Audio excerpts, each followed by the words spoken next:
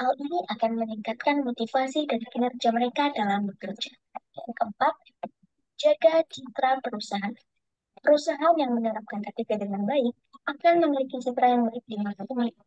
Perusahaan yang tidak peduli dengan keselamatan dan kesehatan kerja karyawannya akan dianggap tidak bertanggung jawab dan tidak memperhatikan kesejahteraan karyawan. Hal ini bisa berdampak buruk pada citra perusahaan yang mata publik. Selanjutnya, implementasi etika dalam pelayanan administrasi kependudukan di kantor Dukcapil antara lain. Yang pertama ada SOP K3. Beberapa faktor yang mempengaruhi pelaksanaan K3 meliputi jumlah pegawai yang memberikan pelayanan, pemahaman pegawai tentang protokol kesehatan dan standar minimal, serta ketersediaan sarana dan prasarana. Dalam pelaksanaan implementasi K3, Dukcapil menggunakan standar operasional prosedur atau SOP yang telah ditetapkan. Meskipun demikian, evaluasi terus dilakukan untuk memastikan indikator-indikator ketiga terpenuhi. Yang kedua, ada jaminan keamanan dokumen kependudukan. Dukcapil bertanggung jawab atas penerbitan dokumen kependudukan seperti kartu keluarga, akta kelahiran, dan kartu tanda penduduk. Dalam pelaksanaan tugas ini, Dukcapil perlu memastikan keselamatan dan kesehatan kerja bagi para pegawainya.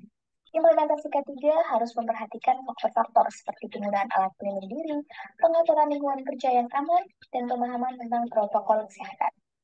Yang ketiga ada upaya optimalisasi implementasi K3.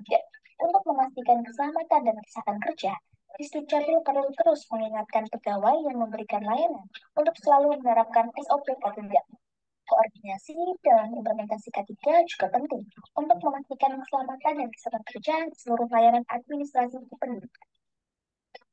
Untuk mencapai kesehatan dan keselamatan kerja bagi para pegawai maupun masyarakat yang ada di unit pelayanan Dukcapil, upaya yang bisa dilakukan oleh Dukcapil diantaranya memberikan safety induction,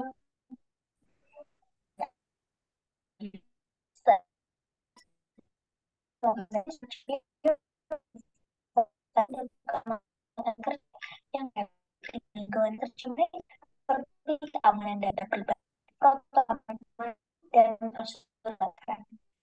Itu memastikan pegawai memastikan keamanan dan privasi data pribadi. Ini juga untuk masyarakat ilmu dan capit.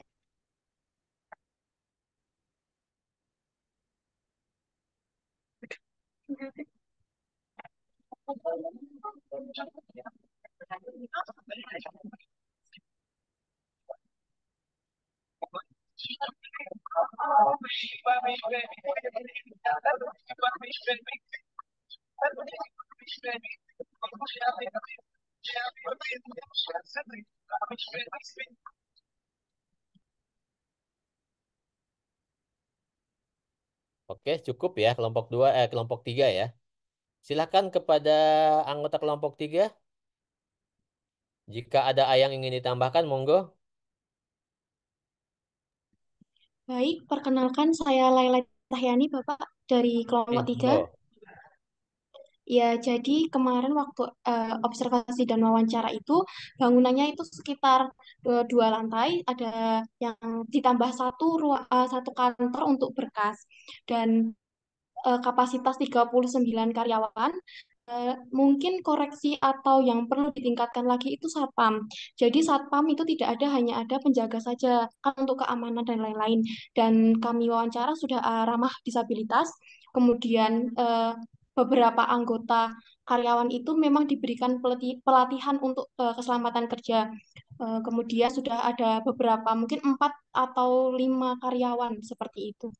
Kira-kira seperti itu Bapak tambahannya. Oke, terima kasih. Nah, saya ingin bertanya sedikit ya terkait K3 di Dukcapil Purworejo ya. Menurut teman-teman kelompok 3, apa sih isunya? Isu K3 apa yang ada di sana? Kan itu kan mereka kan nggak menggunakan peralatan berbahaya ya. Kebanyakan menggunakan ATK, tiga menggunakan bahan-bahan berbahaya juga. Lebih kepada interaksi orang ya antar mereka itu hanya menggunakan laptop, mesin fotokopi, alat-alat tulis kantor, menggunakan semacam sistem informasi kependudukan. Kemudian lebih banyak interaksi dengan para pengunjung ya, dengan orang. Jadi ada isu ketiga apa di sana yang perlu ditindaklanjuti, yang perlu diimprove di sana. Silakan kelompok tiga. Baik, Eh, izin. Oh, oh ya, silakan Mbak Ella dulu. baik, izin menambahkan, saya Laila Cahyani. Jadi kemarin itu waktu kita observasi, kelebihan mungkin karena ruangannya untuk publik itu sedikit sempit ya Pak. Jadi untuk kuota mungkin 50 orang itu udah sempit dan perlu pengeras suara itu jadi harus bentak-bentak atau kesannya itu agak harus mengeraskan suara itu. Kemudian saya bertanya tentang kalau sudah pernah jadi gempa atau belum Ibu untuk lantai 2. Jadi karena arsip-arsip dokumen dan data itu memang lorongnya untuk menuju ke lantai 2 itu penuh dengan arsip dan dokumen Pak. Jadi mungkin untuk kalau kecelakaan kerja saya tanyakan itu tidak ada, cuman ya itu kalau gempa itu evakuasinya itu hanya satu tangga itu kalau di 20 orang, 30 orang itu kan mungkin bisa menjadi apa ya, kesulitan atau bisa ditindaklanjuti sih itu sama titik kumpulnya itu kan di bagian belakang kantor itu di pohon. Jadi pohonnya ditebang dan emang kurang lapang. Nah, itu mungkin solusi dari kemarin Bu Humasnya itu memang ingin memperbaiki titik kumpul seperti itu, Bapak. Betul dengan ada lay-lay. Jadi begini ya prinsipnya ya. eh Pintu keluar keadaan darurat kayak tangga itu kan satu-satunya akses untuk keluar ya, untuk turun. Jika terjadi keadaan darurat itu tangga itu satu-satunya akses. Itu nggak boleh terhalang oleh apapun. Jadi pintu pintu keluar keadaan darurat itu tidak boleh ada halangan, tidak boleh terhalang, tidak boleh menyimpan benda apapun di situ. Apalagi tumpukan arsip itu nggak boleh, harus dipindahkan. Harus ada tempat arsip khusus. Lihat, ingat nggak di pesawat? Di pesawat itu kan kita menyimpan bagasi di lorong aja nggak boleh kan? Menyimpan bagasi di depan kita aja nggak boleh. Mengapa? Karena itu akses buat kita keluar ketika terjadi kondisi darurat. Jadi akses itu nggak boleh terhalang oleh apapun. Harus steril. Harus steril dari benda apapun. Tidak boleh ada benda yang menghalangi di situ.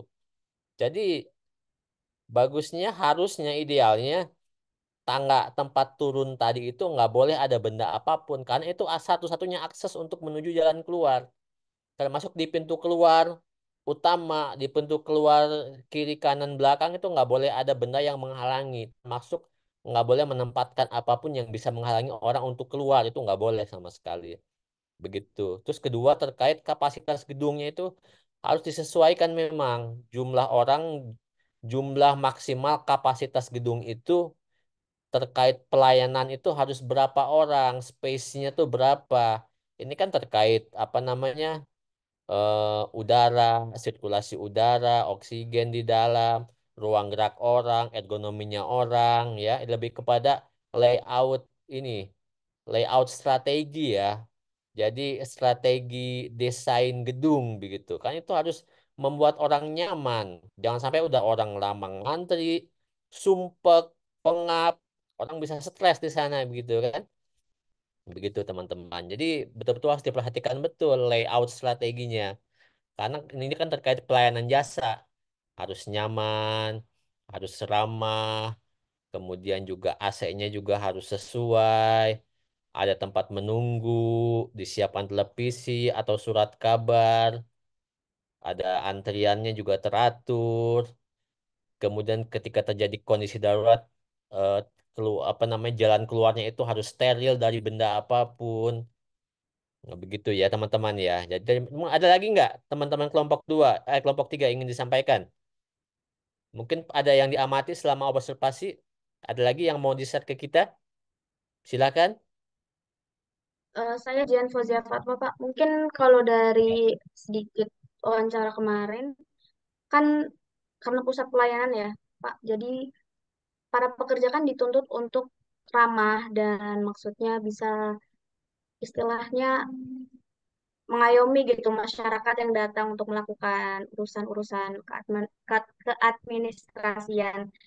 Tapi mungkin ada beberapa pegawai yang mungkin tidak tidak istilahnya tidak dalam kondisi yang fit atau tidak dalam kondisi emosi yang baik, lalu harus bekerja dan kadang ada sedikit kesalahan lalu para masyarakat langsung mungkin memviralkan atau mengadukan dan lain sebagainya. Jadi mungkin itu bisa jadi PR untuk pemerintah karena kan maksudnya karena pegawai keadministrasian ini kan harus terus-menerus melayani masyarakat seperti itu. Mungkin bisa diberikan istilahnya kompensasi ketika mungkin ada pegawai yang burn out gitu ketika di tempat kerja atau stres kerja dan lain sebagainya seperti itu sih Pak. Oke, terima kasih Mbak Jihan. Ya, betul sekali Mbak Jihan. Jadi seperti 5 step to safety yang pernah saya share dulu ya. 5 langkah menuju selamat tuh yang pertama pastikan Anda sehat. Kalau mau bekerja, pastikan Anda sehat. Kalau Anda nggak sehat, jangan memaksakan diri. Jangan sok kuat, jangan sok jagoan begitu. Kalau Anda nggak sehat, please Anda rehat dulu. Anda berobat, rehat, istirahat, minta izin sama atasannya. Karena bekerja dalam kondisi tidak fit itu eh, potensi bahaya. Apa namanya? Unsafe ini ya, unsafe condition, kondisi yang tidak aman. Begitu. Ketika Anda mengalami unsafe condition, nanti pas Anda kerja, Anda melakukan unsafe act, melaksanakan tindakan yang tidak aman. Dan kolaborasi keduanya itu akan timbul kecelakaan. Jadi itu, ketika fisik Anda merasa nggak sehat, atau Anda lagi nggak mood, nggak sehat, rehat dulu. Stop dulu, istirahat dulu, rehat dulu. Anda santai sejenak dulu, keluar dulu bagi yang cowok yang suka ngerokok, monggo merokok, atau ngopi dulu, atau Anda ngobrol dulu, santai dulu, keluar dulu. Jadi pastikan kondisi fisik dan mental Anda bagus. Karena Anda ini kan di Dukcapil itu kan pelayanan publik. Anda berinteraksi dengan masyarakat. Anda akan dinilai nanti ketika pelayanan Anda kurang bagus, Anda akan dinilai buruk. Apalagi sekarang kan medsos kan sangat gencar sekali. Anda akan tiba-tiba direkam, dipiralkan begitu kan. Nah, itu jadi kalau emang agak sulit kita bekerja di sektor pelayanan publik dan jasa biasanya.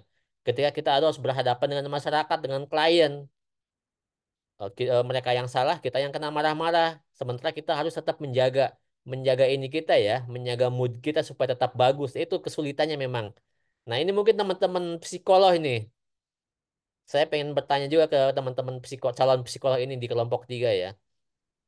Eh, Gimana cara kita menghadapi klien yang memang, mohon maaf, agak-agak rese gitu. Gimana kiat-kiatnya bagi para psikolog ini ya?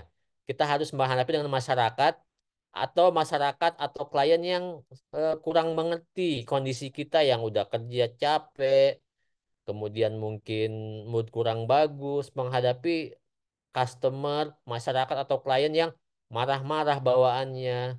Sementara kita kan nggak bisa menanggapinya dengan marah-marah juga. Kita harus tetap senyum, harus tetap suportif, harus tetap welcome, begitu kan. Jadi gimana teman-teman yang calon psikolog nih? Apa kiat-kiatnya menghadapi masyarakat atau klien yang seperti itu? Monggo kelompok 3. Silakan. Ada Laila, ada Lukman, ada Devi dan Putri dan Lukman silakan. Monggo. Sebagai seorang psikolog apa masukan Anda buat para petugas di Dukcapil untuk menghadapi masyarakat yang kadang suka marah-marah nggak jelas gitu. Silakan.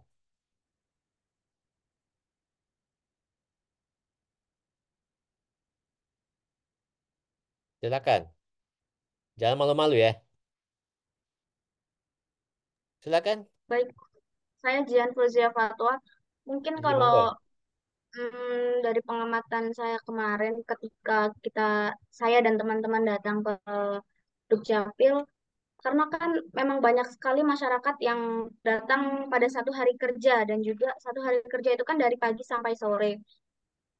Pasti pegawai kelurahan dan lain sebagainya. Mungkin yang bisa dilakukan eh, apa ya? Ya kita berusaha untuk ramah walaupun nanti pasti ada banyak problem misal di rumah lagi anak lagi sakit ataupun misal keuangan lagi tidak dalam kondisi yang baik gitu ya. Mau tidak mau karena itu tuntutan kerja, ya kita harus berusaha profesional gitu. Mungkin ketika kita sudah sampai di limit, oh kayaknya saya nggak bisa nih kalau harus ketemu banyak orang, kalau saya harus menghadapi banyak dan melayani banyak masyarakat pada hari kerja tersebut, mungkin bisa mengambil izin atau mungkin dari pihak Dukcapilnya sendiri bisa mengadakan konseling untuk bagi para karyawannya. Karena kemarin di lantai 2 itu ada memang ruang konseling yang disediakan oleh Dukcapilnya. Cuma tidak sempat bertanya apakah memang ada psikolog khusus yang didatangkan oleh Dukcapil untuk melakukan maksudnya sesi konseling terhadap para pegawainya seperti itu, Pak mungkin. Ah, betul, bagus. Jadi gini, Anda mau nggak jadi konselor ini, jadi konselor sukarela di Dukcapil Purworejo jika diminta?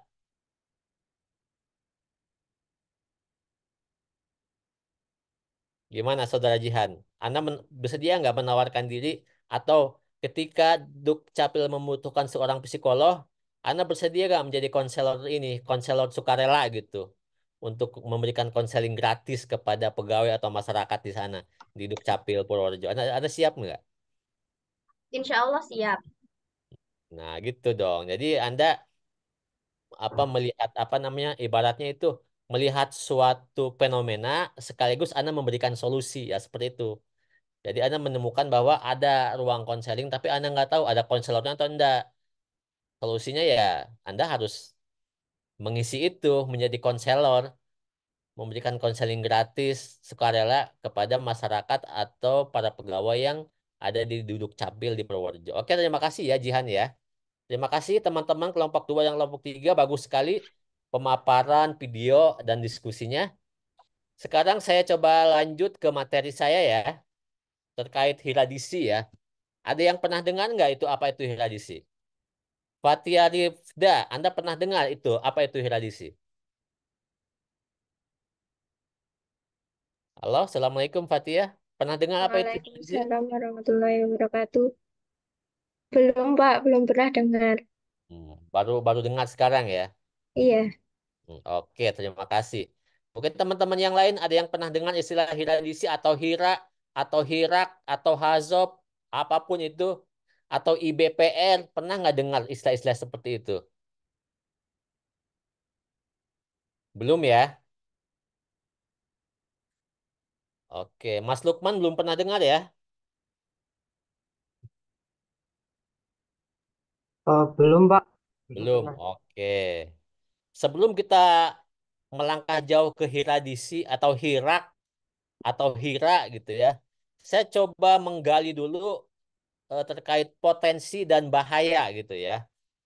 Apa itu potensi, apa apa namanya, apa itu resiko, apa itu bahaya. Saya coba ngobrol dengan Putri Nurhanifah. Putri Nurhanifah. Assalamualaikum. Waalaikumsalam, Pak. Ya, Putri. Anda pernah mendengar kata bahaya ya? Bahaya Sebentar, Pak. dengan resiko. Anda bisa membedakan nggak antara bahaya dengan resiko? Contohnya apa? Bahaya dengan resiko itu apa contohnya?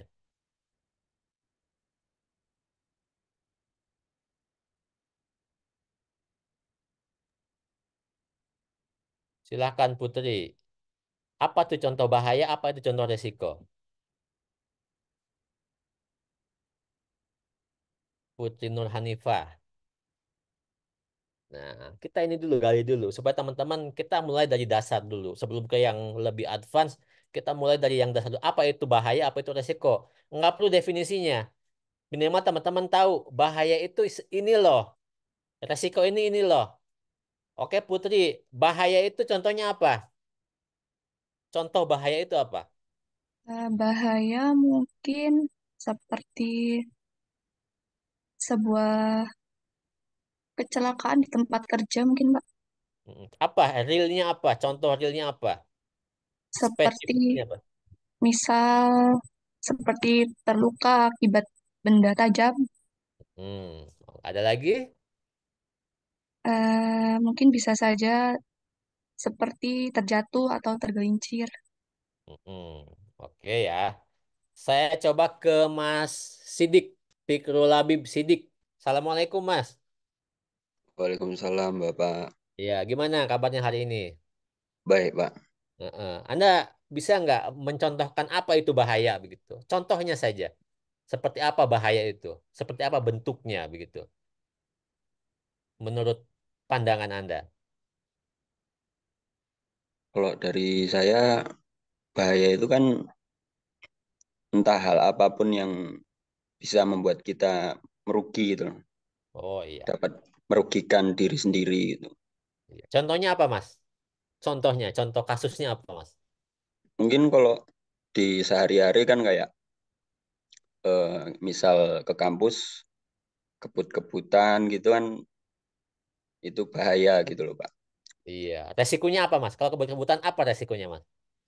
Resikonya semisal resiko itu kan apa ya, potensi atau peluang gitu terjadinya gitu lah. Semisal kamu kebut-kebutan pakai motor gitu, Iya. remnya nggak Resikonya apa? pakem gitu kan, atau kampasnya habis gitu kan, itu bisa membuat apa, terjadinya bahaya yang tadi gitu, jatuh gitu. Ah, betul. Betul, Mas Sidik, betul ini. Udah, berarti Mas Sidik ini udah paham. Jadi bahaya itu, bahayanya itu kebut-kebutan naik motor. Resikonya jatuh. Nah, ini udah paham Mas Sidik ini. Jadi contoh, misalnya teman-teman eh, naik motor kebut-kebutan lagi, nabrak pohon. Nah, resikonya nabrak pohon nih. Jadi bisa membedakan bahaya itu apa, contoh kasusnya seperti apa, kemudian resikonya apa. Jadi seperti itu. Terima kasih Mas Sidik ya. Oke, saya lanjut dulu ya. Saya lanjut ke materi ya. Materi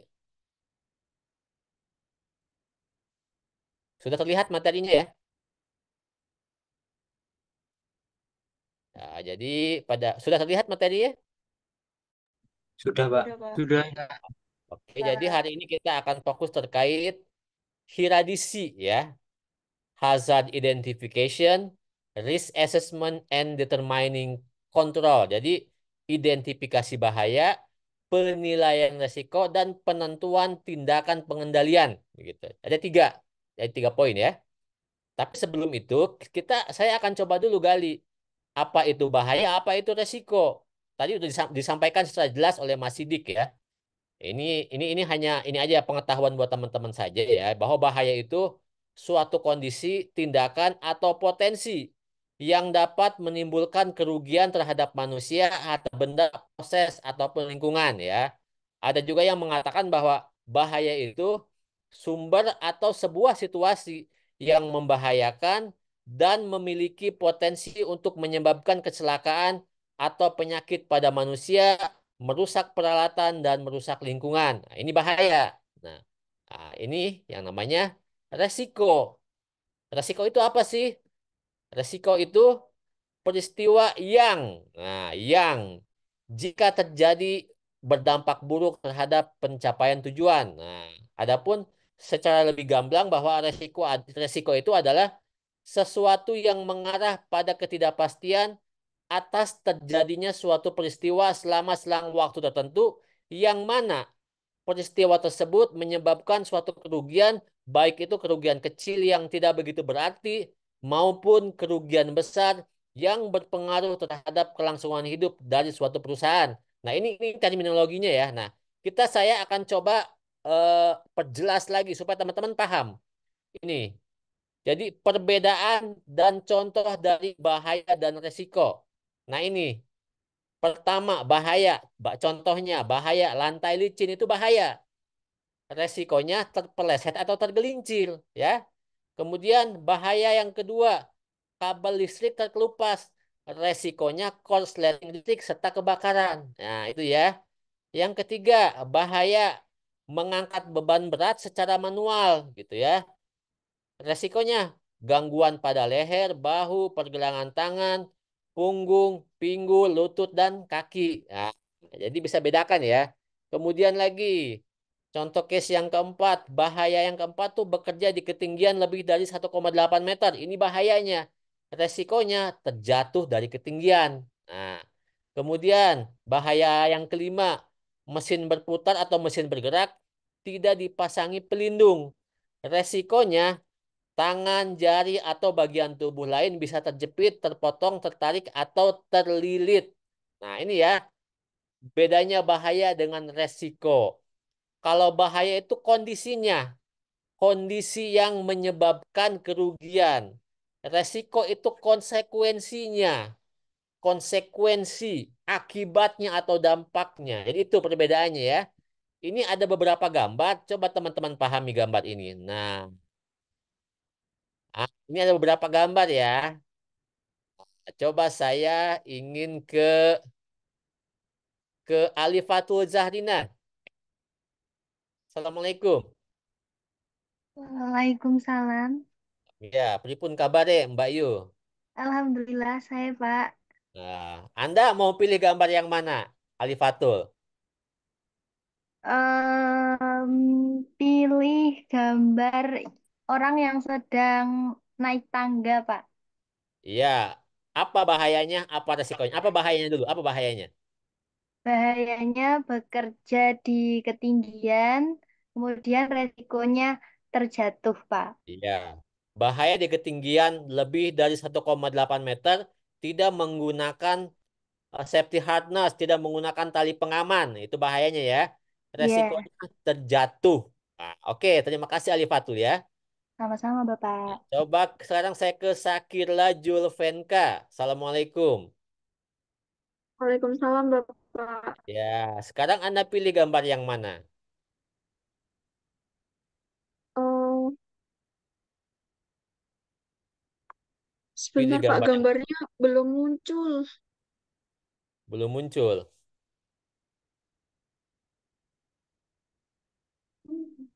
Belum terlihat gambarnya? Saya belum, Pak. Oke deh, kalau begitu saya berpindah ya ke Mbak Eli Ernawati. Assalamualaikum. Waalaikumsalam, Bapak. Ya, coba Anda pilih gambar yang mana? Mau ke gambar yang kayaknya itu ada gambar perempuan ya, Pak, yang pakai Betul, kain pink ya. tuh, monggo Nah, silakan. Apa bahayanya?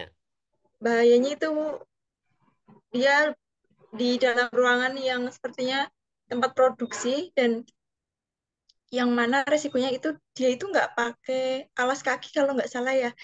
Makanya itu kan nanti bisa ada bahaya dari materi materi dari bahan-bahan yang dari situ nanti ada air juga yang bisa terpeleset atau lainnya. Ya, bahayanya apa dulu? Bahayanya apa? Bahayanya dulu apa bahayanya? Bahaya terjatuh, Pak. Nah, Anda belum paham. Coba saya kembali lagi ke slide sebelumnya ya. Ini. Nah, enggak. Saya kembali ke slide sebelumnya. Nah, ini. Coba Anda lihat.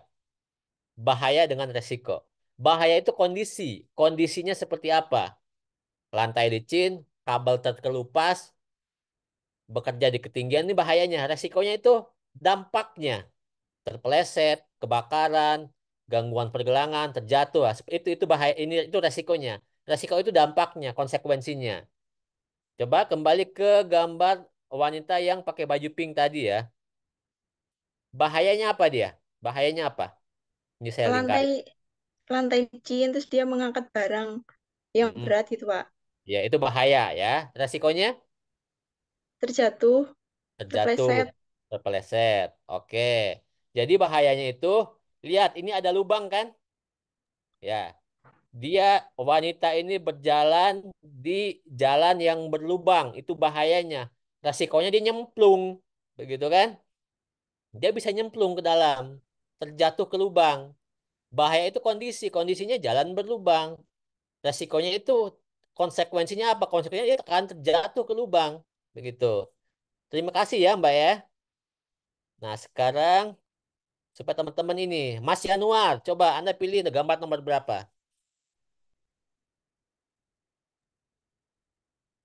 Baik, Pak. Pilih gambar yang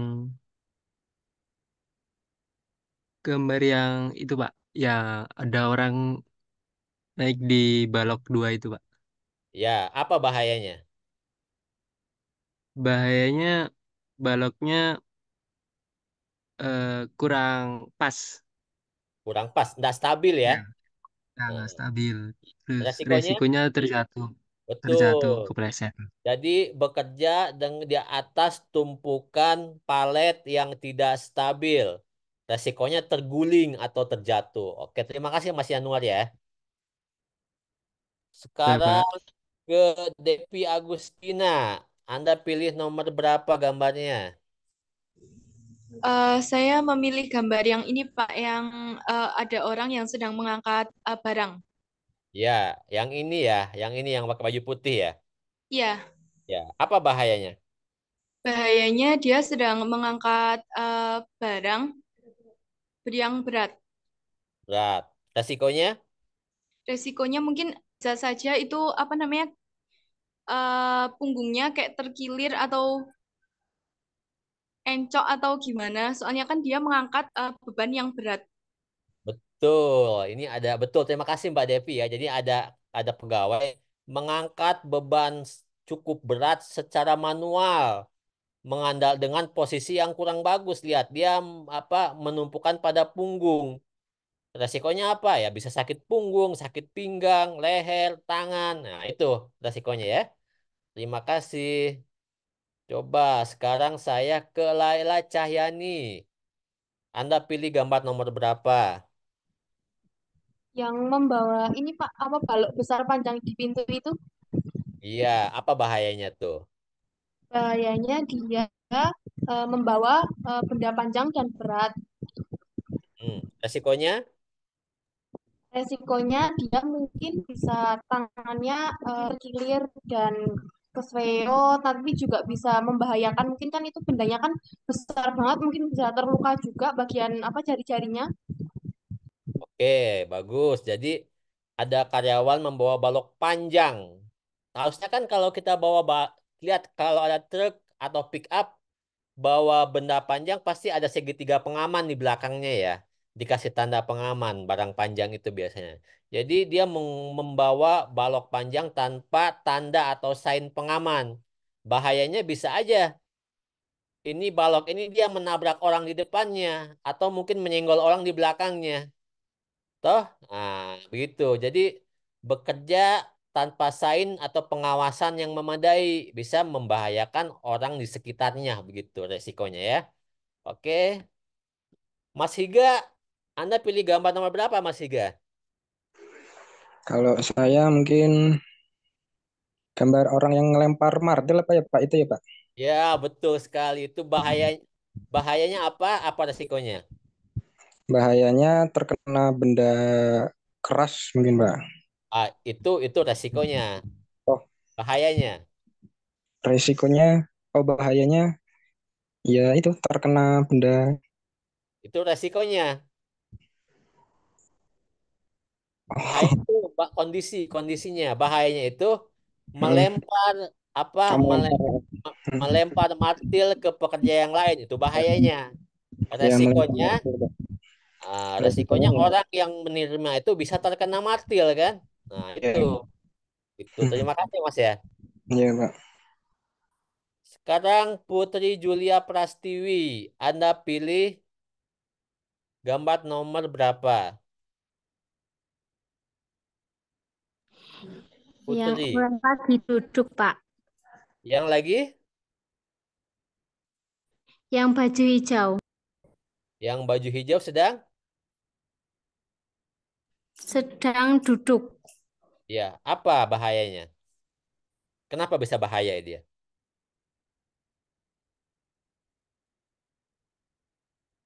Bahayanya apa resikonya? Berada di tengah-tengah tengah-tengah orang yang bekerja bisa terkena apa? Terkena pipa yang di atas. Oh iya, ini mungkin lebih tepatnya ini yang sedang berdiri nih. Pria yang sedang berdiri ini nih. Yang lagi berdiri bukan yang duduk, tapi yang berdiri ya. Di sini nih.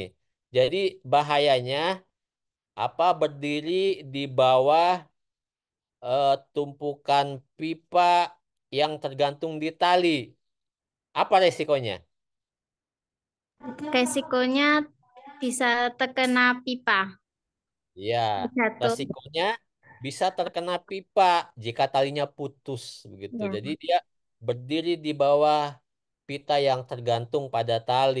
Resikonya terkena kejatuhan pipa jika tali terputus begitu. Oke, sekarang saya coba lagi ke Siti Homsiatun Lutfiah. Anda tertarik dengan gambar nomor berapa? Semua gambar yang ada di semua orang yang ada di gambar Pak, karena bahayanya nggak pakai helm. Ya, betul. Bahayanya bekerja nggak menggunakan helm. Apa resikonya? Resikonya kepalanya bisa terbentur atau kejatuhan barang-barang yang ada di sekitar. Betul sekali. Ketika kita bekerja di tempat terbuka atau tempat yang ada potensi kejatuhan, wajib menggunakan helm ya. Ini bahayanya bekerja di tempat terbuka atau di tempat yang beresiko terkena benturan kepala tanpa helm. Resikonya yaitu cedera kepala. Oke, coba saya ke Ayung Afia. Assalamualaikum, selamat siang, Ayung Afia. Waalaikumsalam, selamat siang Bapak. Ya, ini Ayung Afia ini ini ya, ada yang bawa clip ya, warna orange ya. Anda bisa Iya melihat Bapak. apa Bisa bahayanya, Bapak. apa resikonya? Apa bahayanya, apa resikonya? Mungkin karena tidak apa namanya Apa bahayanya, apa resikonya? Ini orang yang bawa clip ini. tidak ada yang mengawasi mungkin Pak. Oke, itu bahayanya bekerja tanpa pengawasan. Apa resikonya? Ya. Eh, ini dapat apa? Ini balok-baloknya mungkin bisa jatuh, berjatuhan. Betul. Terima kasih ya Ayung ya. Iya, sama-sama Oke, Bapak. coba saya ke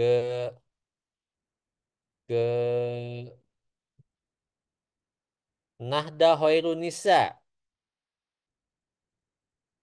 Nahda Hoirunisa. Halo, Assalamualaikum. Halo Nahda Hoirunisa. Oke, coba saya ke Desi Setiana. Iya Desi Pak. Setiana, nah ini yang clip, masih yang clip nih, yang bawa clip ini. Apa bahayanya, apa resikonya? Bahayanya mungkin memakai eh, memakai alat di tempat yang terlalu banyak material-material Hmm? dan resikonya bisa menabrak Betul. material yang ada di situ. Betul. Jadi dia dia menggunakan clip membawa balok-balok yang menutupi pandangan ya. Dia nggak bisa ngelihat ke depan kan? Ah, resikonya dia bisa menabrak orang, bisa menabrak barang, bisa dia nggak bisa fokus sama sekeliling karena dia nggak bisa melihat pandangannya tertutup sama balok-balok ini. Jadi bahayanya mengemudikan forklift dengan beban yang menghalangi pandangan. Resikonya menabrak orang atau peralatan atau gedung tempat dia bekerja. Nah, kemudian ini masih ada lagi nih. eh, coba saya ke atas lagi. Tadi ada Mas Bagus. Mas Bagus, Assalamualaikum. Selamat siang, Mas Bagus. Waalaikumsalam siang, Pak. Ya, ini ada ini yang saya lingkari. Ada apa? Lagi ngapain dia nih? Petugas yang ini nih, yang pakai rompi biru nih, yang pakai apa? Ini baju ini. Sedang apa dia nih? Itu terkait apa ya? Itu air apa udara sih, Pak? Itu udara, itu angin itu. Oh, Angin angin. itu. Heeh. Nah, itu bahayanya itu menggunakan alat tapi tidak digunakan semestinya, Pak. Jadi Mas ini dia membersihkan bajunya yang kotor dengan Oh iya, menggunakan ini kompresor. dengan kompresor Nah, air. itu bahayanya. Oh Resikonya iya. apa, Mas?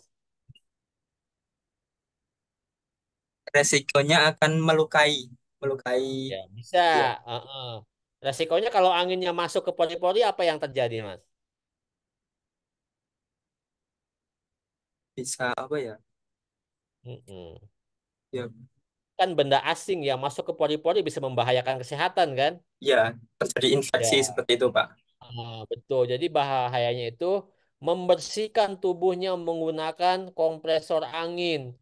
Resikonya ya gangguan kesehatan. Begitu. Nah, oke ya, cukup teman-teman ya. Jadi teman-teman udah bisa membedakan apa itu bahaya, apa itu resiko ya. Sudah jelas sampai sini ya. Sampai sini ada yang mau didiskusikan nggak sampai sini? Silakan. Sebelum saya lanjutkan ke yang lebih advance lagi. Silakan. Kalau nggak ada, saya lanjut. Yaitu ya, ini ada jenis bahaya dan resiko. Ya, ada yang namanya bahaya keselamatan kerja atau safety hazard. Bahaya ini adalah bahaya yang berakibat timbulnya kecelakaan dan dapat menyebabkan luka hingga kematian serta kerusakan aset atau properti ya. Ini bahaya keselamatan kerja. Bisa bahaya mekanik, kayak bahaya-bahaya menggunakan peralatan mesin-mesin. Ada bahaya elektrik, menggunakan peralatan listrik. Kemudian bahaya kebakaran, menggunakan bahan-bahan kimia yang mudah terbakar, bahaya peledakan seperti bahaya-bahaya di pabrik petasan, pabrik dinamit dan sebagainya ya. Kemudian ada bahaya kesehatan kerja atau health hazard ya, yaitu jenis bahaya yang berdampak pada kesehatan yang menyebabkan gangguan kesehatan dan penyakit akibat kerja. Contohnya adalah bahaya fisik kayak getaran, kemudian radiasi ya di reaktor nuklir misalnya, kebisingan di pabrik-pabrik, pencahayaan ini di tempat yang gelap atau di tempat yang terlalu terang, dan iklim kerja, contohnya di tempat bekerja di tempat yang panas atau yang sangat dingin ya. Kemudian bahaya kimia biasanya di lab biasanya. Kemudian bahaya ergonomis ini bahaya yang disebabkan oleh gerakan berulang-ulang. Contoh kayak teman-teman di buruh-buruh di pabrik rokok yang dia tiap dari pagi sampai sore kerjanya cuman ini mengelinting rokok ya. Itu kan berulang-ulang gerakannya. Lama-lama bisa kebas tangannya itu. Kemudian postur statis. Nah, teman-teman yang kerjanya di kantoran yang ngetik sepanjang hari di depan komputer diem, nggak bergerak-bergerak ini juga membahayakan ya. Kemudian cara memindahkan barang yang tidak baik, ini bahaya ergonomis. Ada bahaya biologi. Contohnya ini ada di laboratorium mikrobiologi seperti kayak kasus COVID kemarin itu kan terjadi ketika melakukan riset penelitian menggunakan bakteri yang berbahaya akhirnya bocor sampai keluar timbullah yang namanya COVID kemarin ya. Itu contoh bahaya biologi. Nah, ini bahaya psikologi nih. Ini concern buat teman-teman yang di kelas ini yang jurusan psikologi, bahaya psikologi nih, beban kerja yang terlalu berat, kemudian berhubungan dengan kondisi kerja yang tidak nyaman. Nah, ini yang coba saya gali ini dari teman-teman, bahaya psikologi ini. Awan Timur Bagaskara, Assalamualaikum, selamat siang Mas Awan. Siang, Pak. Ya, Waalaikumsalam. gimana kabarnya siang ini Mas Awan? Baik, Pak. Alhamdulillah. Nah, terkait bahaya psikologi nih. Menurut Anda di kampus itu apa sih bahaya psikologinya di kampus ini, Mas Awan? Kalau yang saya lihat ya, Pak ya. Yang Anda lihat atau Anda rasakan? Saya lihat kalau saya nggak merasakan sih. Maksudnya Ya, nggak, silakan. Apa bahaya psikologi tapi di kampus? kalau bahayanya tentu ya kebanyakan mahasiswa itu akan merasa berat dengan berbagai tugas yang dia Hmm, dapatkan gitu. hmm, Nah, tapi sebenarnya itu pun juga bisa diatasi ketika mahasiswa itu mampu menjalankan tugasnya atau membagi tugasnya dengan sebagaimana mestinya gitu, Pak. Jadi kalau itu dilakukan dengan penuh tanggung jawab, saya rasa itu tidak akan memberi dampak psikologis yang berarti selama memang apa yang apa yang dosen misalnya berikan tugas itu masih sesuai dengan yang namanya apa ya eh, silabusnya gitu loh, Pak. Jadi masih sesuai dengan RPS-nya gitu istilahnya. Ini harusnya Berarti nggak ada masalah, solusinya terkait time management ya, ya. pengaturan waktu ya. Atau kalau di luar perkuliahan justru menurut saya itu ketika masalah pertemanan misalnya itu justru malah bisa menimbulkan masalah yang lebih besar daripada tugas perkuliahan itu sendiri.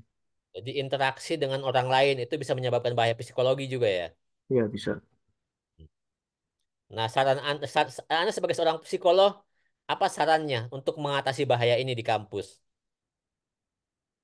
Ya tentu itu tadi yang pertama sebagai mahasiswa harus tahu tugas dan tanggung jawabnya itu apa, kewajibannya itu apa, dan juga ketika mahasiswa sudah melakukan tugasnya dengan baik, maka ya harusnya ya, harusnya beban psikologis itu bisa teratasi walaupun tidak bisa dipungkiri pasti setiap orang akan merasakan beban psikologis.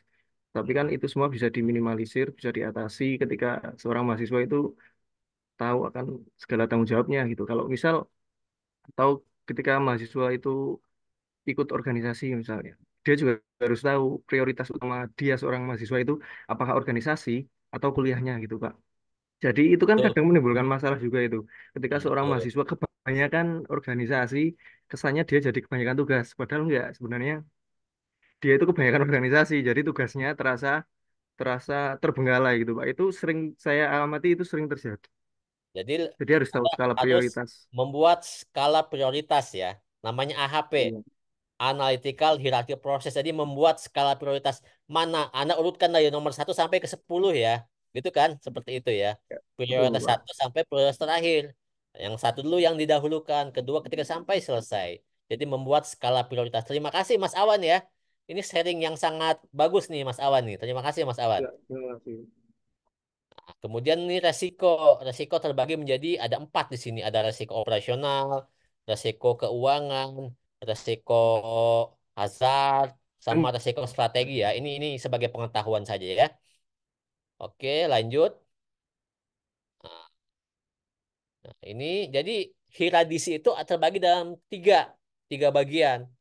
Hira, hi, hazard, identifikasi. Identifikasi bahaya yang pertama itu suatu proses sistematis untuk mengenali dan mengetahui segala bahaya yang dapat beresiko menimbulkan kecelakaan kerja, penyakit akibat kerja maupun kerusakan pada alat dan lingkungan tempat kerja. Jadi pertama itu Anda harus mengidentifikasi, membuat list bahaya apa aja yang mungkin terjadi di tempat tersebut. Contoh, anda saat membuat Indomie, ada identifikasi bahayanya apa aja. Jadi membuat Indomie itu pertama eh, menyiapkan air dan panci. Kedua, menuang air ke dalam panci. Ketiga, memanaskan air di panci. Dan seterusnya ya. Dari masing-masing step tersebut, diidentifikasi bahayanya apa saja. Memanaskan air di panci, bahayanya apa? Kemudian menuangkan mie ke apa piring, bahayanya apa? Buat list bahaya membuat mie, setiap step-step pembuatannya. Nah, kedua itu kan risk assessment atau penilaian resiko, dinilai resikonya.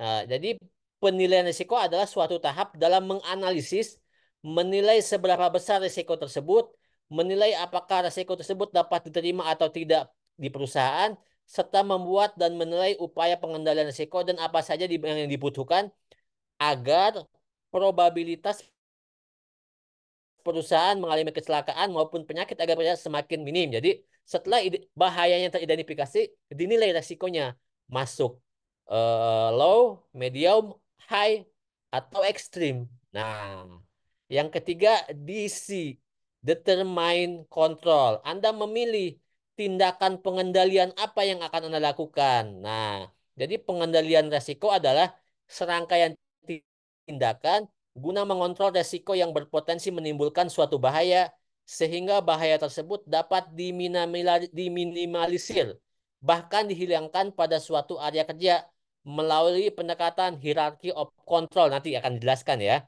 Antara lain eliminasi, substitusi, rekayasa engineering, pengendalian administratif, dan alat pelindung diri atau APD.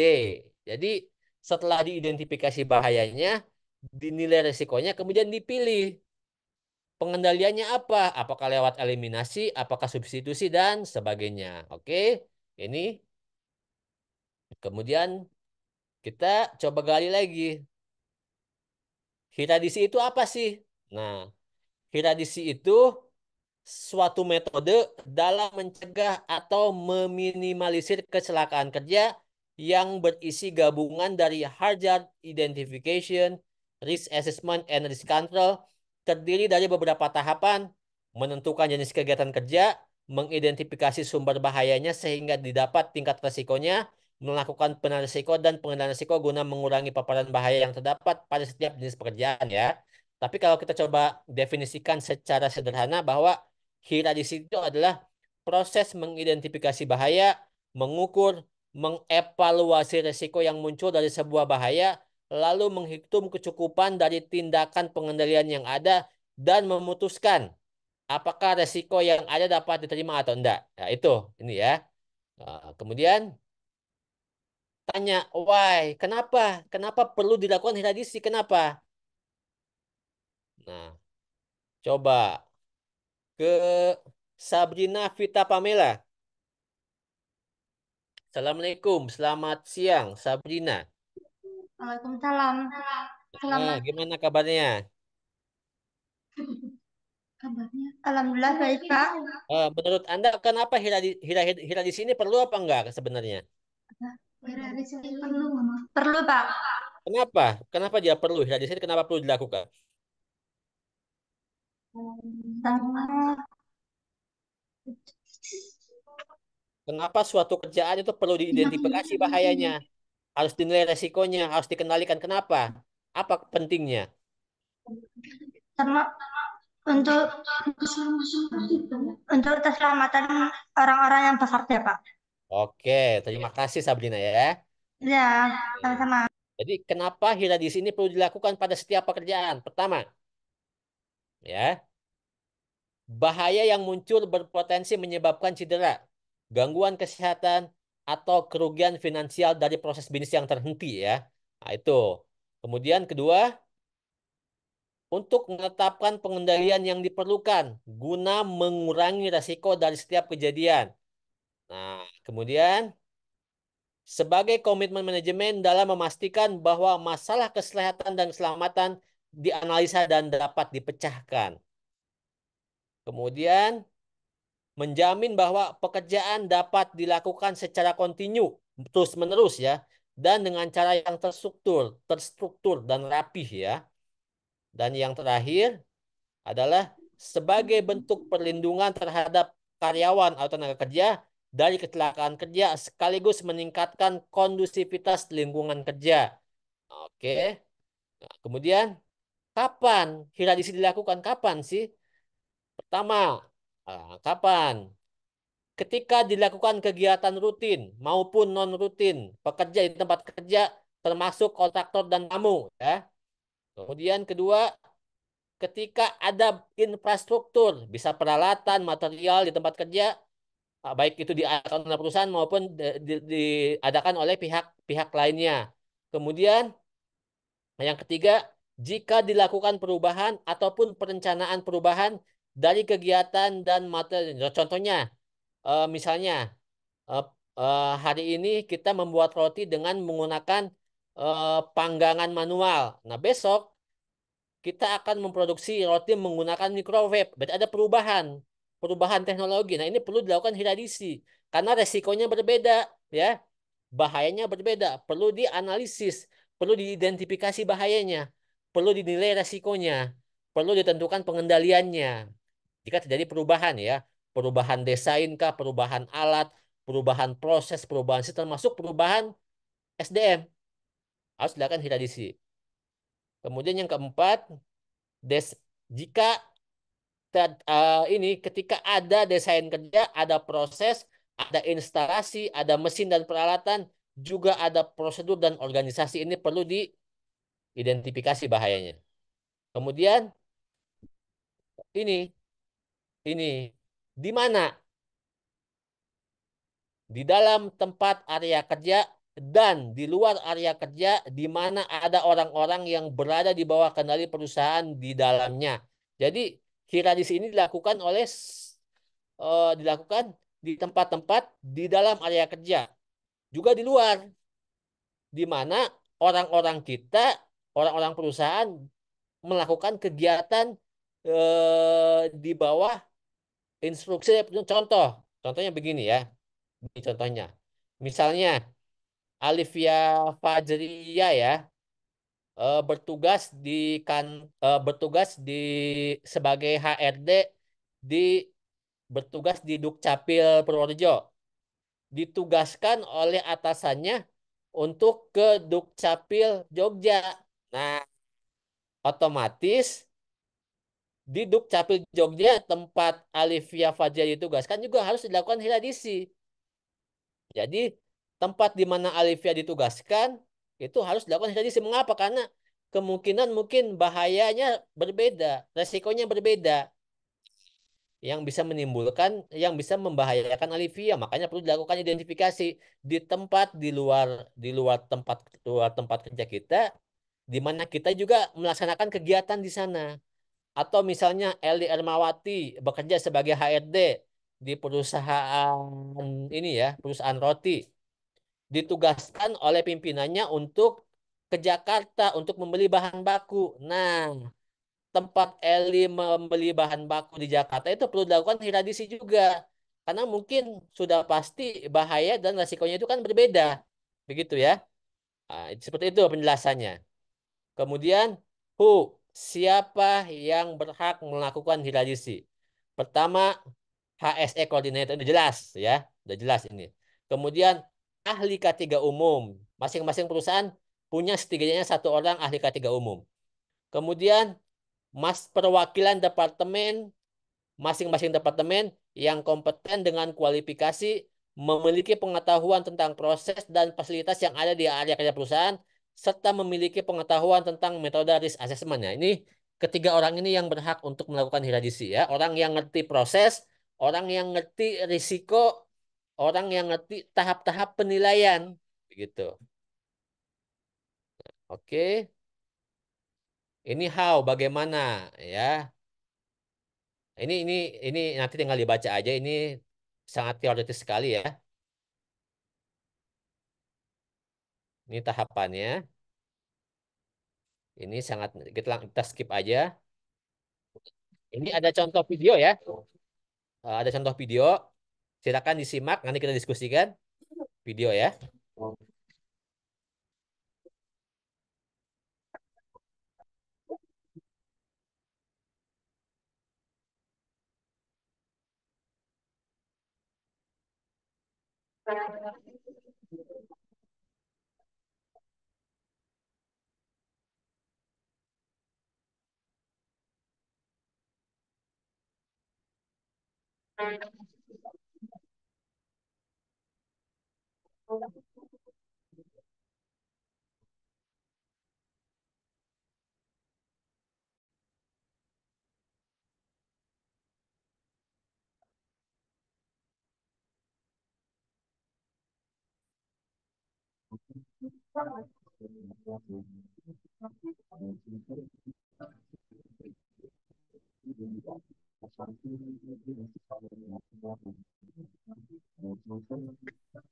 Nah, jelas ya. Oke. Coba saya ke dia, Widyawati. Assalamualaikum, selamat siang. Waalaikumsalam, selamat siang juga, Pak. Anda menyimak videonya ya. Iya, Coba Anda ceritakan apa yang Anda tangkap dari video yang tadi. tadi yang saya tangkap itu kan ada truk lewat, tapi di sisi lain juga ada motor juga lewat. Tapi motornya itu kayak apa namanya eh, ugal-ugalan gitu loh, Pak. Jadinya kan takutnya kalau semisal kayak gitu bisa terpental ataupun bisa ketabrak truk itu. Oke, jadi pengendaliannya apa? Apa ya? Apa yang saya lakukan Eh, sebagai apa pengendaliannya? Pengendaliannya tadi itu kan ada pagar di dikasih kawat atau apa itu biar sesuai jalur gitu, Pak. Betul. Ternyata masih ada yang lolos juga ya. Iya. Apalagi pengendalian berikutnya apalagi? Pengendaliannya juga bisa ada petugas seperti penilangan gitu Pak, biar Iya, tidak ya betul. biar sesuai dengan jalurnya. Betul sekali. Jadi ada jalur trailer dengan jalur motor apa tidak terpisah dengan jelas, dengan baik. Iya. Makanya bahayanya itu jalur trailer dan jalur motor tidak terpisah dengan baik. Resikonya bisa terjadi tabrakan, motor tertabrak oleh trailer, begitu. Pengendaliannya membuat barikade menggunakan jalur pembatas yang jelas, yang tegas. Ternyata, ternyata masih tinggi atas ininya ya, tingkat resikonya. Makanya dibuatkan barikade yang permanen.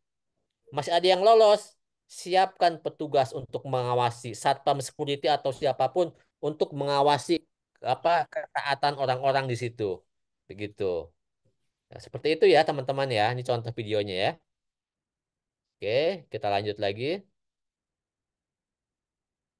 Nah, sekarang kita lanjut lagi langsung ke slide Hiradisi ya. Supaya teman-teman ini yang paling penting ke slide Hiradisi. Nah, yang ini nih langsung ini mana? Ke slide Hiradisi ya. Ini ya, teman-teman bisa lihat ya. Ya. Nah, ini adalah form Hiradisi seperti ini. Ini form Hiradisi. Supaya lebih jelas, saya berikan form yang lebih lengkap ya. Ada form Hiradisi yang lebih lengkap. Nah, sini saya coba berikan form yang lebih lengkap terkait Hiradisi supaya lebih jelas. Saya coba share screen lagi.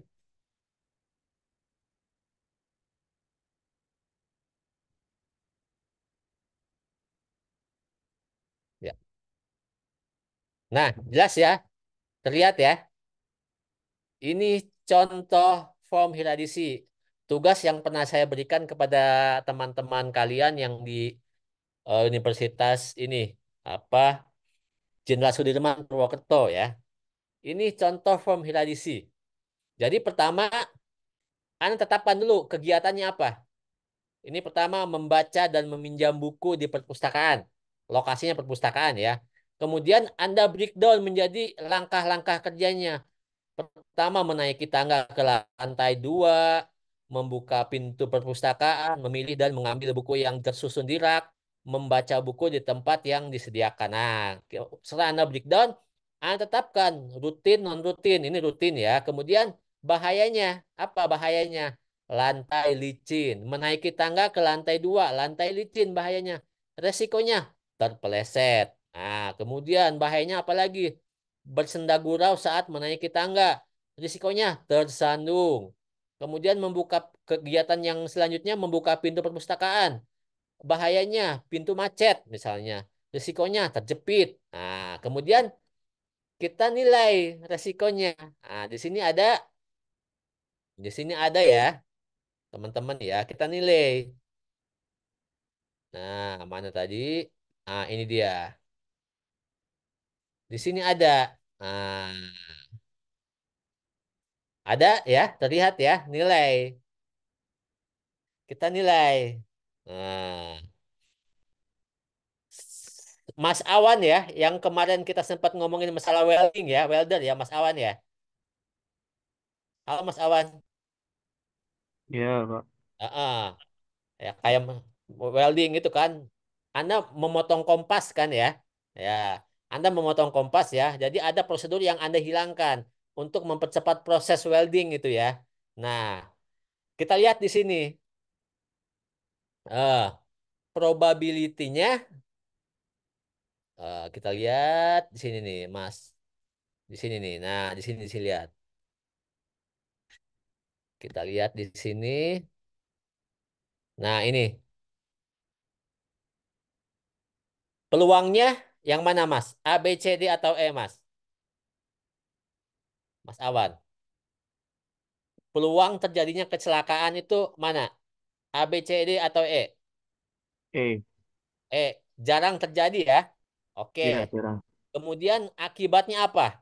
Akibatnya 1, 2, 3, 4 atau 5? Menurut Anda?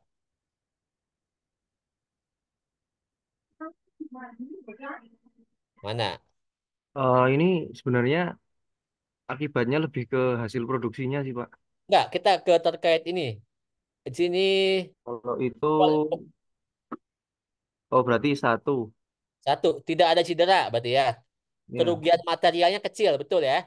Oke, jadi ya. peluangnya akibatnya satu. Kita lihat di sini. Di matriksnya. Peluangnya akibatnya satu. L. L ya. Jadi lihat di sini matriksnya. Peluangnya L, akibatnya satu. Kita lihat garis potongnya ada dia ketemu di L atau low. Nah, kita lihat. Kalau low itu apa? Nah, kita lihat, Mas. Kita lihat di sini. Kalau low itu apa? Kalau low itu apa ya? Kita lihat. Nah, terlihat ya.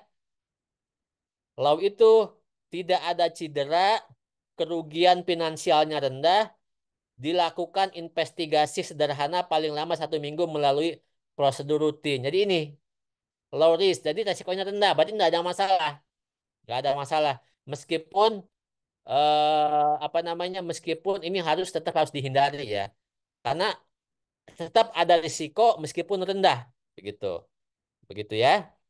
Nah, kemudian, nah kita lompat-lompat aja dulu ya. Saya lompat lagi ke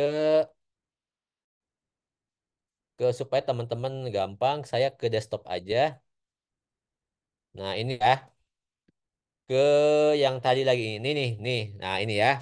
Nah, jadi lantai licin, resikonya terpeleset. Akibatnya 3, peluangnya D. 3D, kita lihat. 3D, 3D. Oke, 3. 3D. M ya, akibatnya 3, peluangnya D. Di sini muncul M. M itu apa? Moderat. Apa moderat risk itu? Ini moderat risk. Lihat, dampak minimal terhadap tujuan strategis dan tujuan operasional. Perawatan cukup melalui P3K saja. Kerugian finansial sedang, dilakukan investigasi sederhana paling lama 2 minggu dengan keterlibatan manajer. Ini ya, untuk yang itu tadi. Nah, sekarang kembali ke sini, ada nggak yang high? Nah, ini membaca buku di tempat yang disediakan, membaca buku dengan postur membungkuk, low back pain, ya, gangguan pada punggung. Di sini akibatnya 2, peluangnya A, 2A. Kita lihat 2A. Kita lihat 2A ya, 2A. 2 akibatnya 2, peluangnya A, high. Di sini high risk. Apa itu high risk? Nah, diperlukan perawatan medis secara intensif. Kerugian finansialnya tinggi. Dampak moderat pada tujuan strategis operasional perusahaan. Harus dilakukan investigasi termasuk root case analysis paling lama 45 hari kerja. Dengan detail dan perlu tindakan segera dari top manajemen. Jadi resikonya tinggi. Ya, tadi ya. Jadi seperti itu cara membacanya ya. Seperti itu, teman-teman, cara membacanya. Kemudian ada lagi nggak yang high ya ini? Membersihkan perpustakaan. Membersihkan debu pada buku-buku yang tersedia di rak dengan kemoceng. Ininya bahayanya itu menghirup debu. Resikonya gangguan pernapasan. Nah, akibatnya itu 2, peluangnya B. 2B. Kita cek 2B.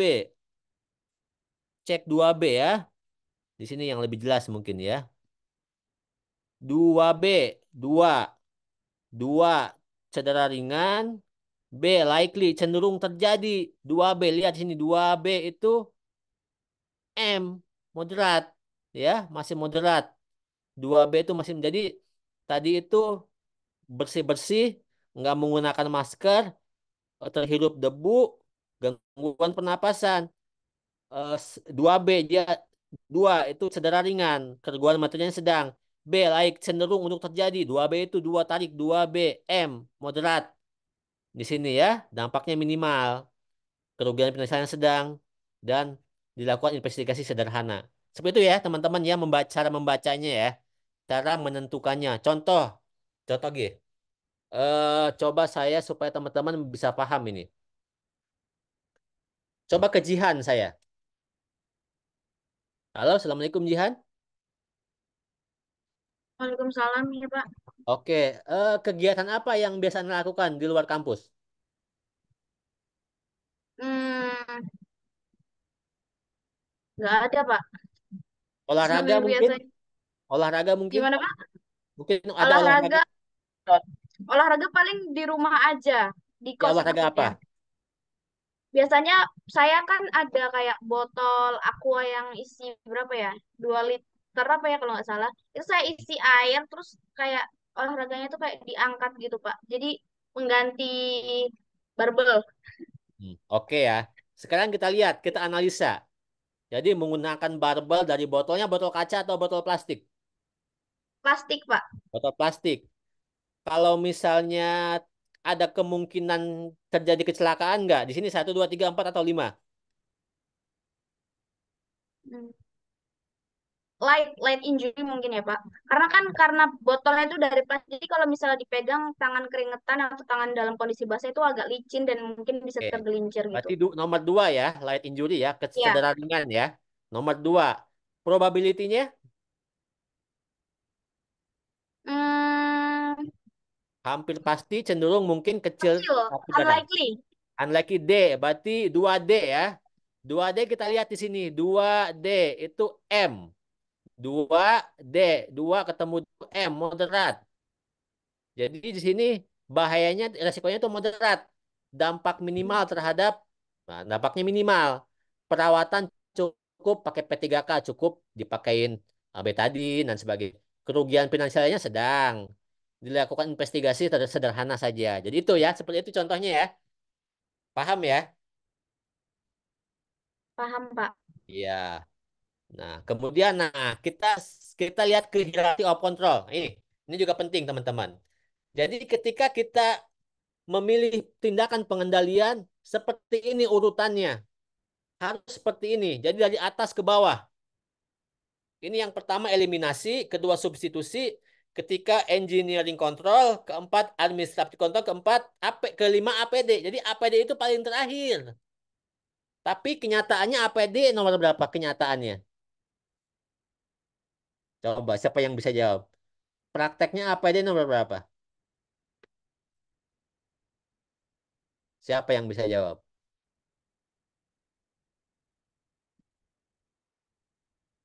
Alivia Fajriah, biasanya APD dia prioritas keberapa?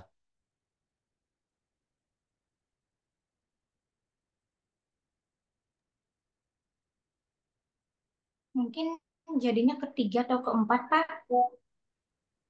Prakteknya justru yang pertama kan? Justru yang pertama dalam teorinya harusnya yang kelima, tapi dalam prakteknya jadi yang pertama. Dia ketika kita bekerja pasti yang pertama APD dulu. Padahal enggak, APD itu nomor terakhir, nomor nomor 5 loh. APD itu nomor 5. Yang pertama itu eliminasi dulu. Terakhir baru APD. Tapi dalam prakteknya kita kerja pasti APD, APD, APD. Ketika kita bekerja dengan palu, hammer, pakai sarung tangan, langsung itu kan APD. Ketika kita bekerja di luar ruang terbuka, pakai helm, itu kan APD. Padahal APD itu adalah alternatif yang kelima, yang terakhir. Saya coba jelaskan satu persatu ya. Ini ya. Jadi pertama itu adalah hierarchy of control. Jadi ini urutan pengendalian.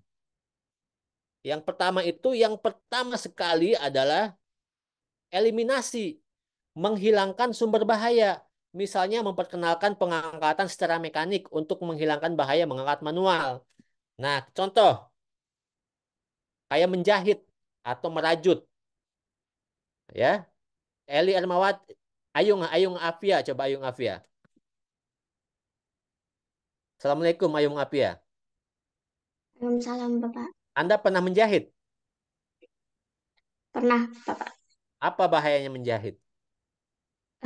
Bisa tertusuk jarum Berarti tangannya. betul, tertusuk jarum. Otomatis Anda bisa nggak menghilangkan bahaya jarum ketika menjahit?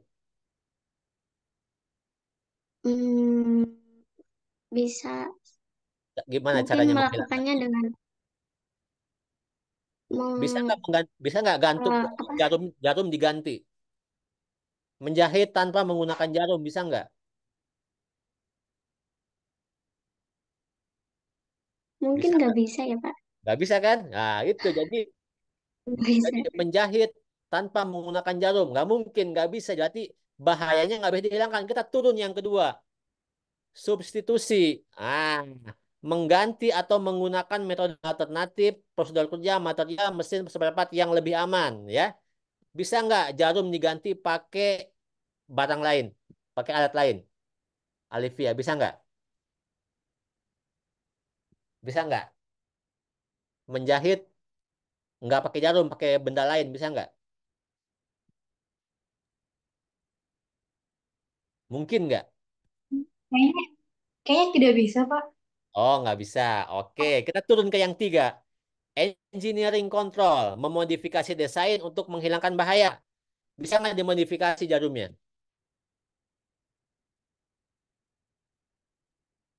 Bisa nggak dimodifikasi bahayanya?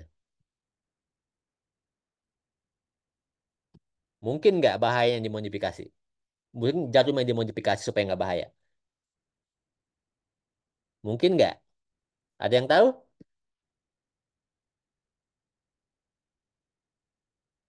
Sabrina Vita dan Nidia Nada, mungkin nggak dimodifikasi supaya nggak bahaya? Pakai kontrol rekayasa engineering, bisa nggak? Bisa, Pak. Pakai apa? Menggunakan mesin pendeteksi mungkin, Mbak. Oh, contohnya Pak. kayak mesin jahit otomatis. Nah, kan? Bisa ya? Bisa. Jadi kita kan ada kan mesin jahit sekarang otomatis kan? Ada kan? Ya, Ada, Pak.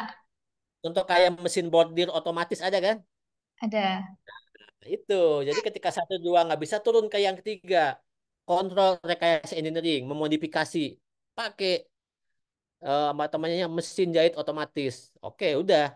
Kemudian yang keempat, kontrol administrasi, membuat sistem prosedur, memastikan pekerja melakukan dengan baik, memasang rambu, menerapkan standar, prosedur, checklist kayak begitu ya. Lebih kepada administratif. Dan yang kelima, yang terakhir sekali itu APD, melindungi pekerja dengan menggunakan peralatan yang spesifik sesuai dengan kerjaannya ya, safety glasses, safety shoe, sarung tangan dan sebagainya. Jadi APD itu yang ke berapa? Yang ke berapa APD itu? Yang kelima, yang paling terakhir ya. Tapi semua ini bisa dikombinasikan ya. Bisa dikombinasikan. Misalnya eliminasi dengan APD, administrasi kontrol dengan substitusi jadi seperti itu. Jadi bisa dikomunikasi, bisa dikombinasikan. Contoh lagi ya. Kegiatan apa lagi ya? Memotong rumput menggunakan gunting rumput. Nah, bisa nggak dihilangkan sumber bahayanya? Sylvia, Aprilia, Bisa, eliminasi, Pak. bisa nggak? Gimana Bisa. caranya?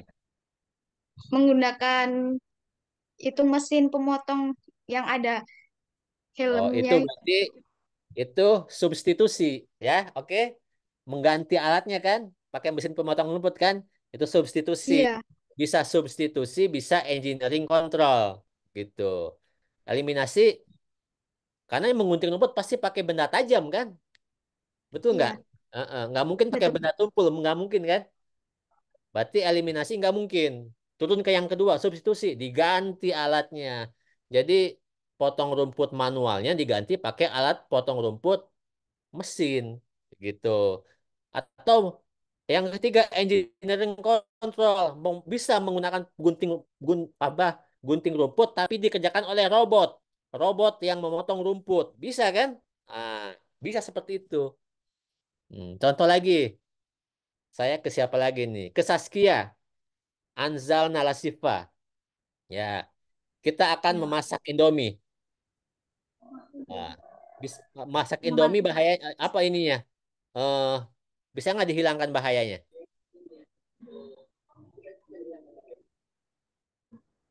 Bisa nggak dihilangkan? Bahayanya bisa Oh, bisa Bapak. Pakai apa hilangkan, Mbak? Bisa nggak? Kalau misalnya masak Indomie kan pakai kompor gas ya, Iya, pakai api ya, api karena harus masak air pakai api. Bisa nggak api itu diganti, dihilangkan, pakai apinya dihilangkan, bisa nggak panas itu dihilangkan? nggak bisa Bapak Nggak kalau bisa. Oke, berarti panasnya tidak. dihilangkan. Karena nggak mungkin, berarti turun ke yang kedua, diganti. Bisa nggak api diganti, panas diganti? Bisa Bapak, mungkin bisa diganti dengan kompor listrik. Oh, betul sekali, tepat. Berarti substitusi menggunakan kompor listrik atau pakai microwave ya. Iya Nah, Bapak, pakai microwave microwave. itu pakai microwave. Jadi jadi substitusi menggunakan kompor listrik atau ketiga engineering control menggunakan microwave begitu. Administratif kontrol dipasang di microwave-nya dipasang. Prosedur pembuatan Indomie dipasang ditempel di situ begitu. Kemudian pakai APD, pakai sarung tangan misalnya seperti itu. Paham ya teman-teman? Jadi seperti ini urutan kronologisnya. Jadi dari nomor 1, nomor 5 harus berurutan, nggak boleh langsung lompat ke APD begitu. Contoh Eh, lagi, mo- mohon silakan maaf, silakan silakan. Dengan mohon siapa maaf ini? Pak. Ya dengan saya Yanuar. Monggo Izin silakan Mas Donald. izin mengingatkan Pak, ini waktunya Iya. sudah jam jam 3 Oke. sini Oh, gitu Pak. jam 3 lewat 2 ya. Oke, monggo Mas Januar. Kalau begitu saya saya cek dulu ya, ada nggak yang ini? Yang ntar saya cek dulu. Ini saya mau cek dulu.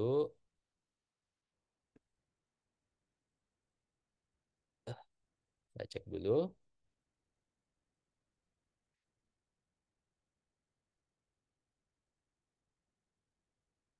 Oke, sepertinya sudah semua.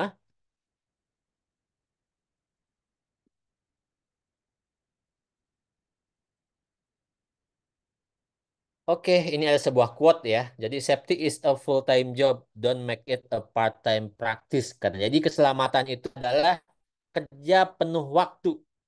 Jangan menjadikannya sebagai praktek-praktek paruh waktu. Jadi safety itu ada sesuatu concern yang harus dikerjakan setiap saat, penuh waktu. Dari bangun tidur ke tidur lagi.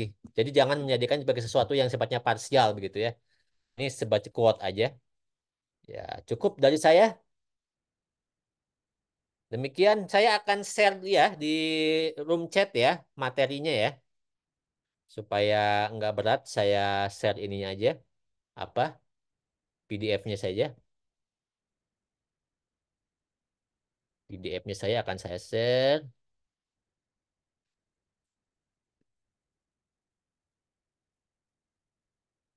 Jangan lupa mengisi absensi ya teman-teman ya. Apakah sudah masuk materinya? Di room chat sudah masuk ya materinya ya?